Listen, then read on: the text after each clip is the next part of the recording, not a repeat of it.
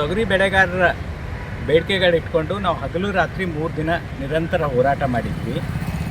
ಆವಾಗ ನಮಗೆ ಜಿಲ್ಲಾ ಆಡಳಿತದಿಂದ ರಾಜ್ಯ ಸರ್ಕಾರಕ್ಕೆ ಅವರು ಸ್ಪಂದಿಸಿದಾಗ ನಮಗೊಂದು ಭರವಸೆ ಕೊಟ್ಟಿದ್ದರು. ಇಲ್ಲಿದು ಡಾಟಾ ಎಷ್ಟು ನೆಟಿ ರೋಗನಿಂದ ಹಾಳಾಗಿದೆ ಬೆಳೆ, ಅದ್ರ ಬಗ್ಗೆ ಡಾಟಾ ನಾವು ಇನ್ನೂ ಕಲೆಕ್ಟ್ ಮಾಡ್ತಾಯಿದ್ದೀವಿ.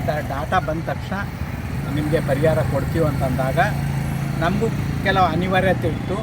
ಆವತ್ತಿನ ಹೋರಾಟಕ್ಕೆ ಬಂದಂಥವ್ರು ಎಲ್ಲರೂ ನಿಜವಾದ ರೈತರಿದ್ದರು. ಯಾರು ಯಾವ ಪೊಲಿಟಿಕಲ್ ಪಾರ್ಟಿಗೆ ಹತ್ತದಂಥವ್ರು ಇಲ್ಲ. ಅವರು ಬಿಸಿಲಿನಲ್ಲಿ ತಮ್ಮ ಎತ್ತುಗಳ ಜೊತೆ ಇಲ್ಲಿ ಬಂದಾಗ ಅನೇಕ ತೊಂದರೆ ಅವ್ರು ಫೇಸ್ ಮಾಡ್ತಾಯಿದ್ರು. It is on record. ಸುಮಾರು 40-50 ಎತ್ತುಗಳಿಗೆ ವೆಟರ್ನರಿ ಡಾಕ್ಟ್ರ್ ಬಂದು ಇಂಜೆಕ್ಷನ್ಸ್ ಮಾಡಿ ಅದು ಮಾಡಿದರು. ಈ ಬಿಸಿಲಿನಲ್ಲಿ ಡಾಂಬರ್ ರೋಡಲ್ಲಿ ಅವು ಕೂಡಕ್ಕೆ ನಿಲ್ಲಕ್ಕೆ ಎಲ್ಲ ತೊಂದರೆ ಆಗ್ತಾಯಿತ್ತು. ಮತ್ತು ಅವರೆಲ್ಲ ನಿಜವಾದ ರೈತರಿದ್ದರು.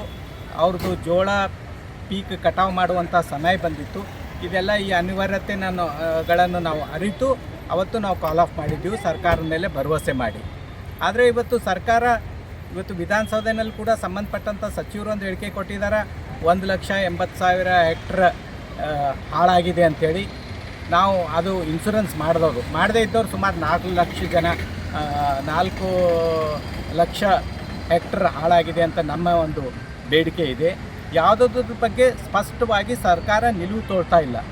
ಇವತ್ತು ಉದಾಹರಣೆಗೆ ಹೇಳಬೇಕಂತ ಹೇಳಿದರೆ, ಇವತ್ತು ಅವರು ಸೊಸೈಟಿನಿಂದ MSP ಮುಖಾಂತರ 8,000 ಕ್ವಿಂಟಲ್ನಂಗೆ ಖರೀದಿ ಮಾಡಬೇಕಂತಾರ.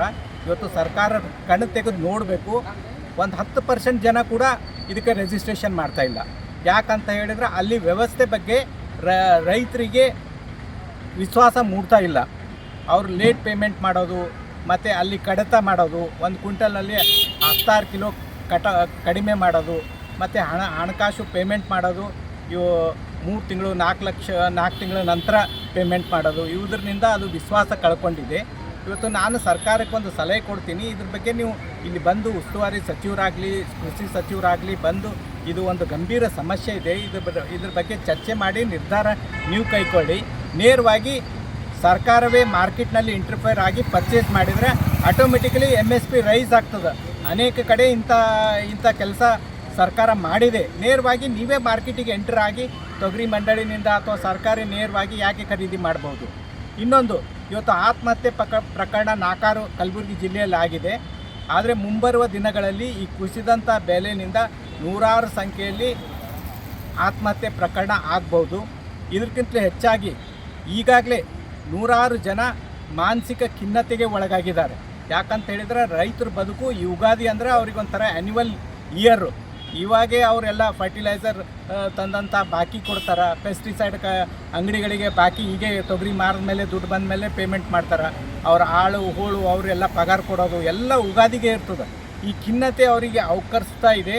ತೊಗರಿಗೆ ಬೆಂಬಲ ಬೆಲೆ ಇಲ್ಲ, ಈ ಬೆಲೆಯಲ್ಲಿ ಮಾರಿದರೆ ನನಗೆ ದುಡ್ಡು ಉಳಿಯೋಂಗಿಲ್ಲ, ನಾನು ಹ್ಯಾಂಗೆ ಬದುಕಬೇಕು ಅಂಥೇಳಿ ಮಾನಸಿಕ ಖಿನ್ನತೆಗೆ ರೈತರು ಒಳಗಾಗ್ತಾ ಇದ್ದಾರೆ.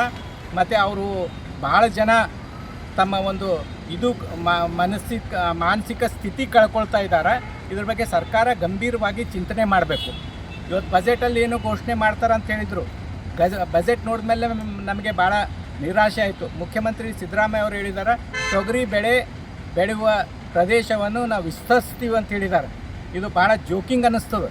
ಈಗ ತೊಗರಿ ಬೆಳೆನೇ ಕಮರ್ಷಿಯಲಿ ವೇಯಬಲ್ ಅಲ್ಲ ಅಂಥೇಳಿ ನಾವೆಲ್ಲ ಅಂತ ಇದ್ದೀವಿ.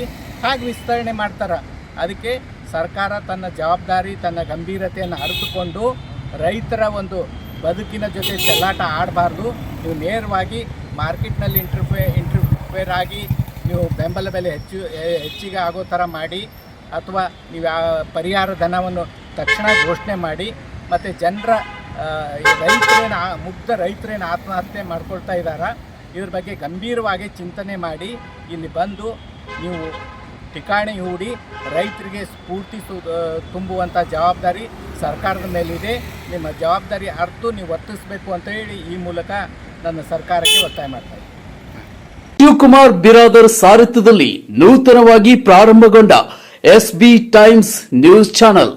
ಈ ಚಾನೆಲ್ ಅನ್ನ ತಾವುಗಳು ಹೆಚ್ಚಿನ ಸಂಖ್ಯೆಯಲ್ಲಿ ವೀಕ್ಷಿಸಿ ಮತ್ತು ಸಬ್ಸ್ಕ್ರೈಬ್ ಆಗಿ ಹಾಗೂ ಹೆಚ್ಚಿನ ಸಂಖ್ಯೆಯಲ್ಲಿ ಶೇರ್ ಮಾಡಿ.